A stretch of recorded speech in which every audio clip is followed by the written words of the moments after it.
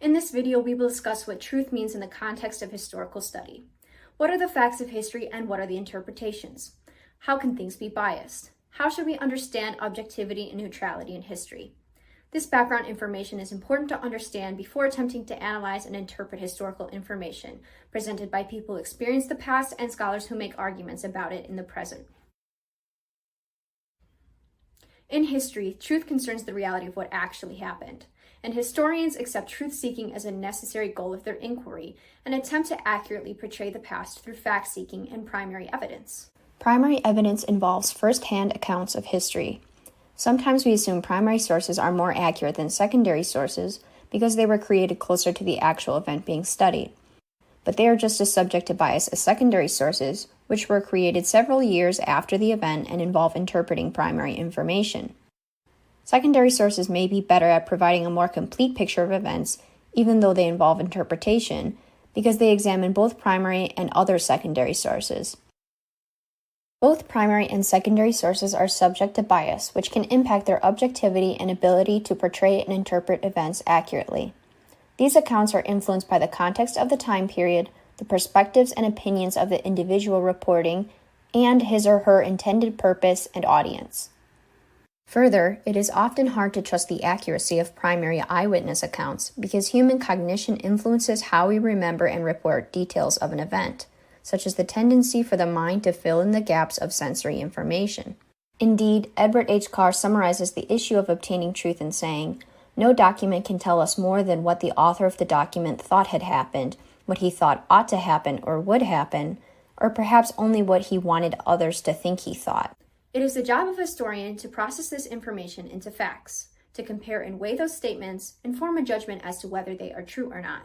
For example, history records a considerable number of instances in which rulers have been assassinated. In most cases, this has been done in public, and there is no reasonable doubt about the truthfulness of the fact or the identity of the assassin. Once the historian obtains facts, he begins to make interpretations about what happened. He cannot possibly discover any general laws that can be applied universally to unique historical situations, though he can and will notice patterns and trends that approximate laws. Like any discipline, the facts are only what everyone agrees upon at any time, and lose their credible status as soon as some contrasting information or evidence is found. Yet facts are generally not debated in history as they are methodically and critically obtained by the historian. History is more concerned with criticizing the interpretations and inferences historians make based on their facts. Though it is important to note that the selection process of facts itself can involve bias. Facts are like fish swimming about in a vast ocean, and what the historian catches will depend partly on chance, but mainly on what part of the ocean he chooses to fish in and what tackle he chooses to use. These two factors, of course, being dependent on what kind of fish he wants to catch. Sometimes historians may already have an argument formed in their mind before researching, and then only seek out evidence that supports their beliefs. This is known as confirmation bias. If contrasting information is left out or ignored in analyses, or evidence is skewed to suit the purpose or argument of the historian, then readers may gain a very inaccurate and limited picture of an event. Truth in history means trying to create a more objective and complete picture of an event by evaluating bias, comparing and contrasting information, and ensuring that multiple perspectives are being investigated and represented. In other words, that the story is not one-sided. While it still has a long way to go, history has moved away from being told only from the perspective of white upper-class males and incorporated the versions of history told by women, ethnic and racial minorities, members of all socioeconomic classes, and people of differing sexualities and gender identities. Though history is becoming more inclusive and representative, it is still riddled with bias and personal agendas. The existence of critical perspectives and academic standards has contributed to the decline of the use of history as primarily a way to bolster the reputations of nations, powerful people, and institutions. For example, it was previously thought that Christopher Columbus not only was a great explorer, but also a hero, and he was praised for the discovery of America. However, as historians began to gain a more complete understanding of the reality of Columbus's impact at the time, by incorporating non-European perspectives, his reputation began to decline. Though it perhaps follows nothing close to a scientific method, as Jeffrey Buchella states, history must be understood at a level that transcends mere facts. Insight derives from non-rational sources such as intuition, feeling, and memory.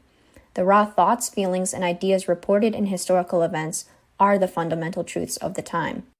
Images of workers struggling in the Great Depression or the diary of a slave on the Middle Passage are what compel us to reflect and have the power to transform our understandings about the past and beliefs we have in the present. Historical evidence by nature is subjective and should be understood as a history of interpretations and arguments.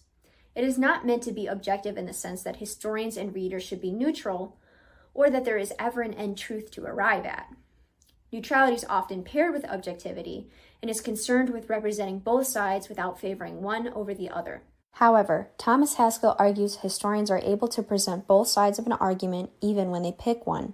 For example, judges, like historians, are expected to be open to rational persuasion, not to be indifferent about the great issues of their day, or to abstain from judgment. If the judge were neutral towards evidence presented in court, then the guilty would not be convicted, the innocent would not be liberated. If judges and historians were completely neutral and impartial, then principles of morality, justice, and virtue would be disregarded. Making judgments on the past enables us to better understand the present and tackle current issues. Truth exists in history, we just may not ever be able to reach it. Indeed, history is an ongoing dialogue between the present and the past.